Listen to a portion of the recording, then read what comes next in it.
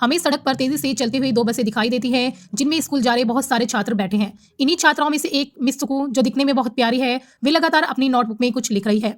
जैसे ही मिस सुकु अपने पेन उठाने के लिए नीचे झुकती है, तभी एक अदृश्य शक्ति जो किसी चीज की तरह बहुत तेज गति से आती है, वे बस को बीच से चीर देती है। बस के अंदर की सभी छात्राएं दो हिस्सों में कट जाती है।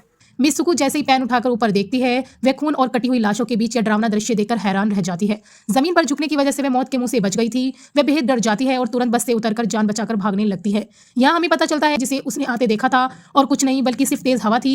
अब यह जानलेवा हवा मिस सुकु के पीछे पड़ जाती है।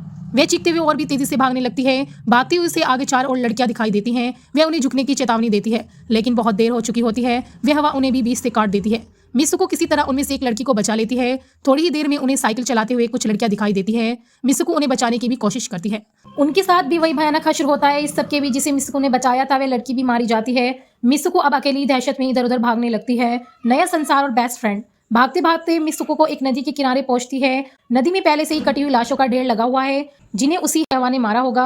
वह वहां से एक लाश के कपड़े लेकर बदलती है। अगले दृश्य में हम देखते हैं कि मिस सुकु चलते चलते एक स्कूल पहुंच गई है। वहां कई छात्राएं हैं, लेकिन उनकी यूनिफॉर्म मिस सुकु की यूनिफॉर्म से अलग है। तभी एक लड़की मिस सुकु के पास आती है और प्यार से पूछती है कैसी हो। वह लड़की मिस सुकु की बेस्ट फ्रेंड है, लेकिन मिस सुकु सदमे में होने के कारण पूछती है क्या तुम सच में मेरी बेस्ट फ्रेंड हो। उसे कुछ भी समझ नहीं आ रहा है कि उसके साथ क्या हो रहा है। इस अजीब जगह पर हमें यह भी जानने को मिलता है कि मिस सुकु और उसकी बेस्ट फ्रेंड एक दूसरे से बहुत प्यार करती हैं। अचानक तेज हवा चलने लगती है। पिछली घटना को याद करके मिस सुकु डरकर बिल्डिंग के अंदर भाग जाती है। उसकी बेस्ट फ्रेंड को कुछ समझ नहीं आता और वह परेशान होकर पूछती है तुम इतना कांप क्यों रही हो, क्या हुआ है तुम्हें।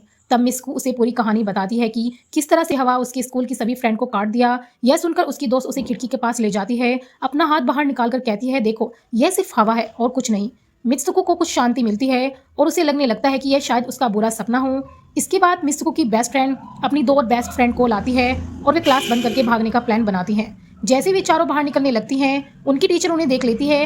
वे वहां से तेजी से भाग निकलती हैं और भागते भागते एक झील के पास पहुंच जाती हैं। झील के पास मिस सुकु की बेस्ट फ्रेंड बाकी दो फ्रेंड को भी मिस सुकु के सपने के बारे में बताती है। उनमें से एक लड़की कहती है हो सकता है यह सच हो, जहां हमारी दुनिया से सब कुछ उल्टा होता है। यह कहकर वे झील में एक पत्थर फेंकती है और कहती है देखो यह मैंने पत्थर फेंका है, लेकिन हो सकता है उस दुनिया में मैंने यह नहीं किया हो। भाग 2 देखने के लिए फॉलो करें और बेल आइकन दबाना मत भूलना।